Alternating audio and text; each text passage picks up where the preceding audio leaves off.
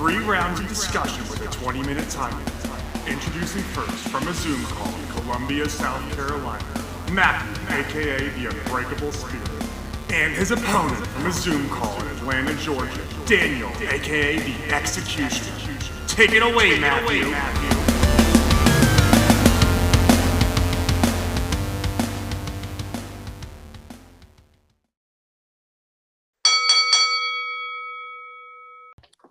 Thank you, Jesse, for that wonderful introduction. Hello, everyone. This is episode number 78. Lord Almighty of Add-ons with the Unbreakable Spirit. And the Executioner, Daniel Travalos. Yes, we are 22 episodes away from episode number 100. What?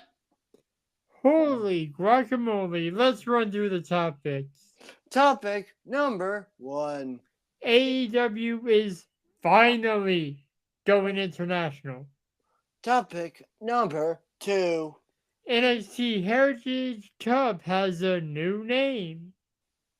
Topic number 3.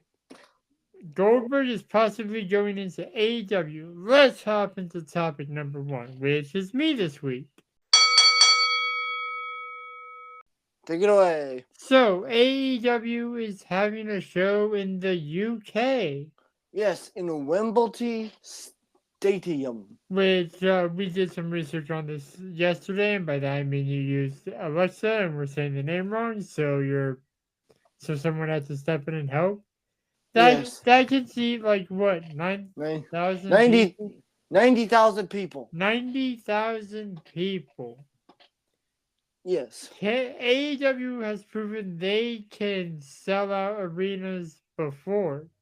But what? Like no offense, but this is like if WWE were to go internet were to go do like a WrestleMania or a SummerSlam, they would sell out that stadium no problem because they have the card for that.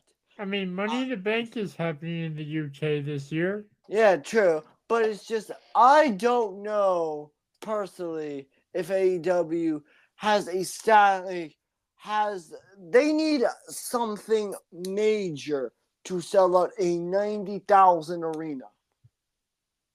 You need a major match. Like, I'm not going to fucking sugarcoat it. If you want to do a major match, do CM Punk versus Kenny Omega. Or CM Punk versus Jay White.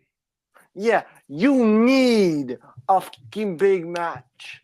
I don't care if you do, and I don't care if it, if you got like hell, don't just have the championships from AEW.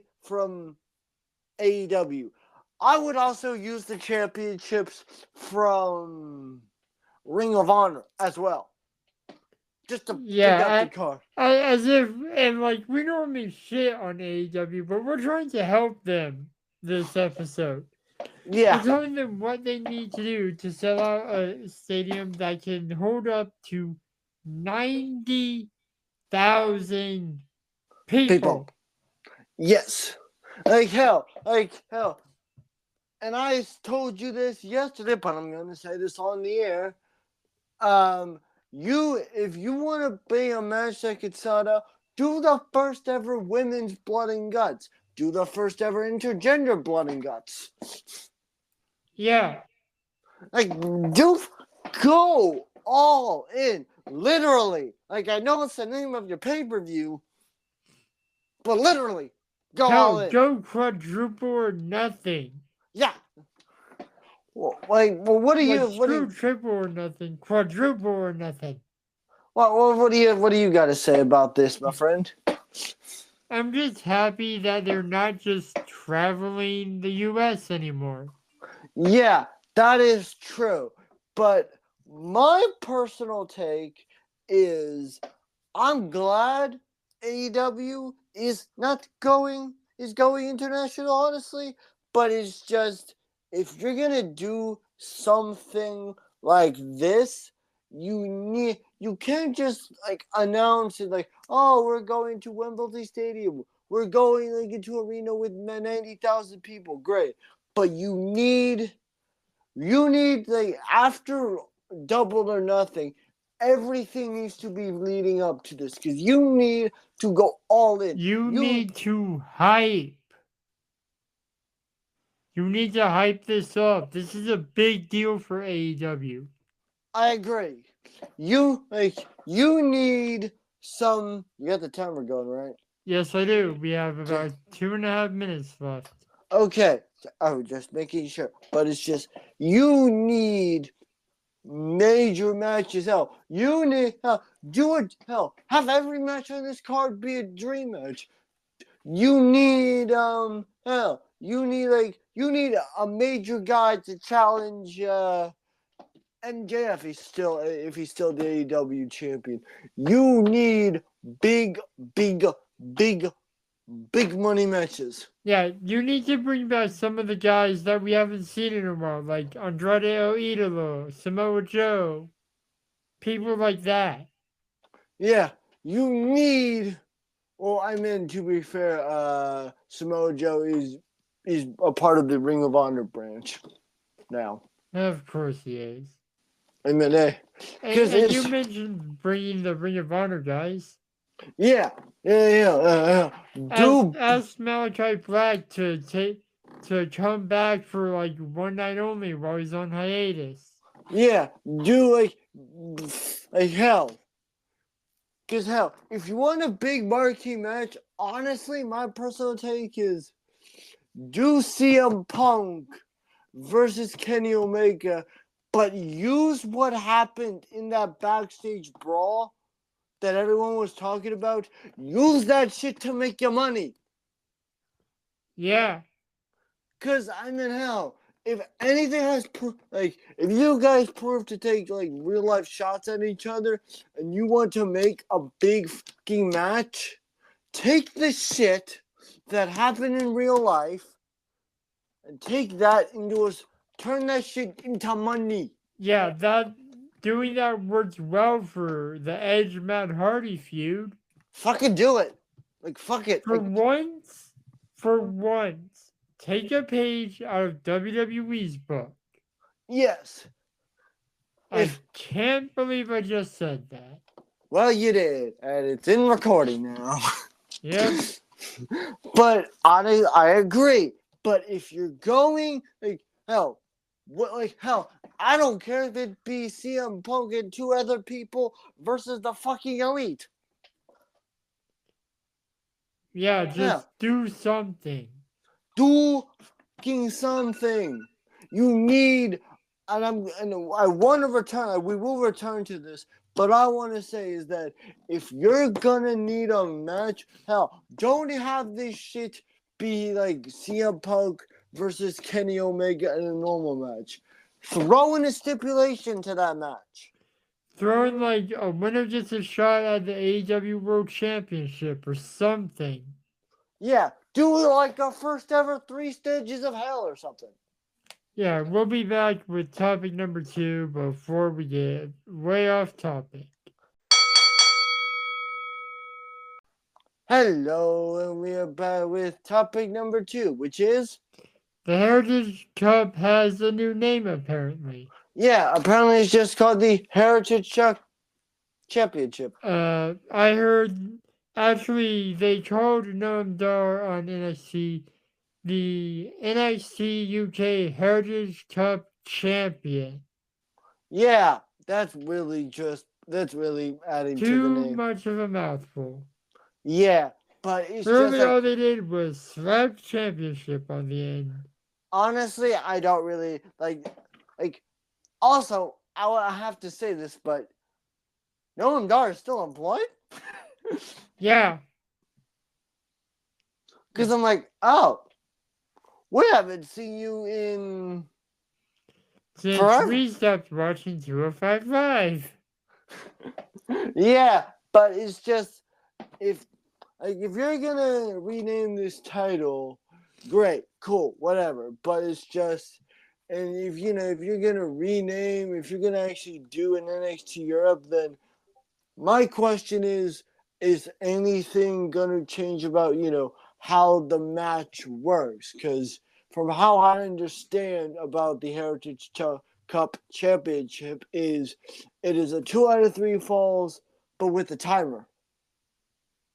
Yeah.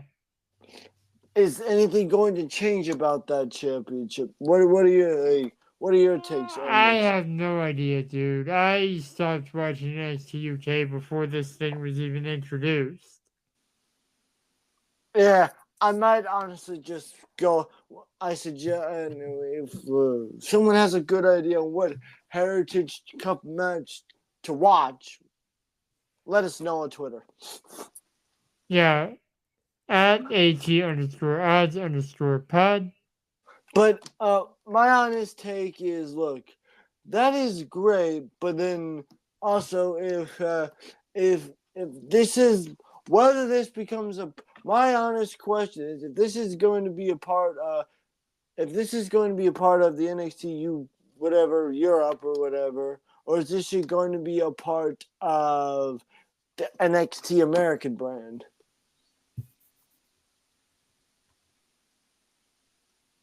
That's my legit question.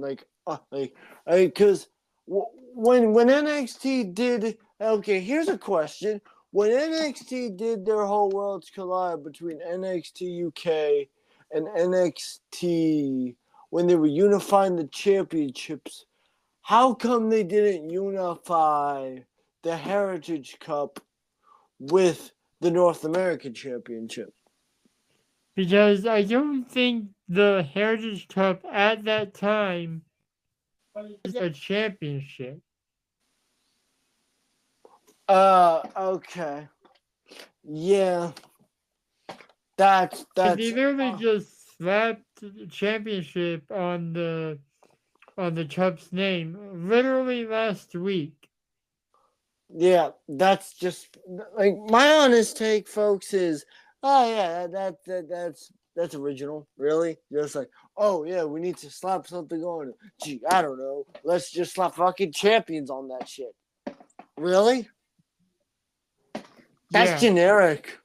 That's just really fucking generic. It's like, that's basic. I thought you would call it the NXT United. Why not call it the NXT United? Why not call it the NXT Europe Heritage Championship? At least when NXT Europe starts up. Yeah. And my question is like, why did you just randomly say that? Is he going to start defend? Like, is he going to start defending this title? Is the Heritage Cup turning into an actual title belt? Actually, that is a fair fucking question. And another thing, what would it look like? Like some big gold strap just with the word Plop Heritage Championship on it? With like a UK? What the fuck? I agree with you. But that is a very valid question, Matthew. Yeah. Because Why else would I ask it? Yeah, but what are you gonna do? Is this with it being called the NXT UK, the NXT UK Heritage Cup Championship? But is that title actually going? Are you gonna until NXT Europe launches, or is it gonna be starting to defend this title on NXT? Probably. Because I mean, he hasn't defended his title since the NXT UK branch got shut down. Yeah, and literally they shut down a UK branch, and then they're like, you know what? The UK's part of Europe. Let's just start up in NXT Europe. Yeah. So here's my question: what the fuck is the point of unifying the NXT UK men's and women's championship when you could have just kept the titles, just renamed it? Yeah. I guess when it comes to that, we'll find out if and this will reference a previous topic we've done on a different episode. We might find out by the end of this year. Yeah, yeah, because hopefully, whatever it is, maybe you could work it into a work prime event. Yeah, maybe. Yeah, but it's just and also if you're gonna introduce this championship or reintroduce the championship, I suggest before you have it be a part of NXT Europe, you have it be defended on NXT so us American fans can become familiar with And invested in it. Yes. That's my take. What do you got? You basically summed it up. All right. We'll be right back. All right. And we are back with the third and final topic. Bill Goldberg is possibly going all elite. Yeah. What are your thoughts? Goldberg didn't work out too well in WWE in recent years. That kind of makes me worried for AEW. But because the reason I've heard is that when Goldberg had his match with Roman Reigns last year at in the Saudi Arabia at no, was it this year? No, it was last year at Crown Jewel? no, it was Elimination Chamber last year. Okay. Yeah, when he did that match, that was his last match that was his final match before his contract expired.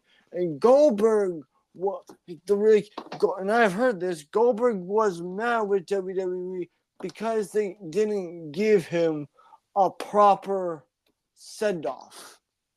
Yeah. I mean, I'm going to be honest. I mean, you would be too when you think about it. Yeah, if I'm Goldberg and I put in all the work, yeah, sure, I lose to Roman Reigns, sure. But I would want, I would want a proper send-off if I'm going to AEW, I look at that roster, look at a young talent, maybe going for one or two matches or hell, and get a guy, a young talent that, I could either get a win over, win against, have a good match with Wardlow, win that match, and get a proper send-off. Yeah. Because if I were Goldberg, I would be mad too. He deserves, and I'm going to be honest, we've shit on Goldberg in the past, but it's just Goldberg does need a proper send-off with the career that man has had. Yeah, I completely agree with you on that. What are your take on that? Goldberg, he's like both of us in a sense. He is a Georgia boy, so I want to root for him and say have a good career in AEW or whatever, but maybe it's time for him to hang up the boots. He's not exactly what he was in WCW anymore. True. But if he does go to AEW, I would actually go the WCW route and make him a mute badass. With a capital B. Wait, why do you say that? Because, let's face it, Goldberg's mic skills, not the best. Yeah, they were, when he cut promos, they were honestly, I thought his promos were good, but they weren't exactly amazing, but it's just hell, if you want him to talk, fine. But, because think about it. If he goes to AEW and he cuts the promo, he can say whatever he wants because they don't write scripts. Yeah. But, a Mute Goldberg would also be an interesting thing. But my also question is... It would be going back to his roots in wrestling. True. But my question is, what would Goldberg's theme song sound like in AEW? I don't know, man. But, hell. And if Goldberg does come out, hell, maybe have Goldberg book a Goldberg match for All Out. Yeah, book him against Wardlow. Yeah. But book look, my honest take is, yeah. Well, I would like, Goldberg should hang up the cowl on it. Should hang up The boots. The boots, sorry. Hang up the boots. He ain't Batman. Hang up the boots. I think that he does that. Well, he should have hung it up a while ago, honestly. He does need to, to get the proper kind of send off for the legendary career that he's had, because no one's going to have the career like Goldberg has had. Yeah. Except for maybe Roman Reigns. Yeah, fair enough. To understand why we say that, please cite previous episode. Yeah, but what do you got on this?